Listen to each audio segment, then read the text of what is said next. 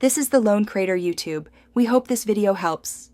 In this video, I will explain how to study inverse trigonometric functions.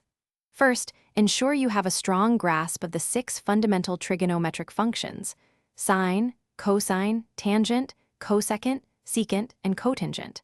Recall their definitions, graphs, and basic properties. Understanding how a function's inverse is formed by reflecting across the line y equals x is also crucial. This foundational knowledge will set you up for success. A critical step is to thoroughly learn the domain and range for each of the 6 inverse trigonometric functions. For instance, the domain of inverse sine is from -1 to 1, and its range is from -π/2 to +π/2. These restrictions are essential for defining a unique inverse. Understanding these specific intervals prevents ambiguity and is fundamental for solving problems accurately.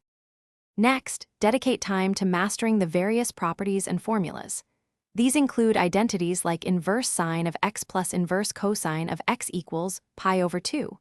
There are also important formulas for sums and differences, such as inverse tangent of x plus inverse tangent of y.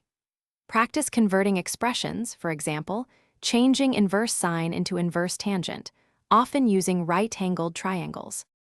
Consistent practice is the most effective way to solidify your understanding.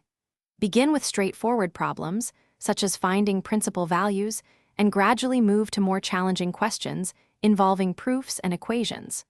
Work through all examples in your textbook and solve every exercise. Aim for at least 30 minutes of dedicated practice daily to build confidence and proficiency in applying these concepts. Thanks for watching. Consider subscribing if we helped you.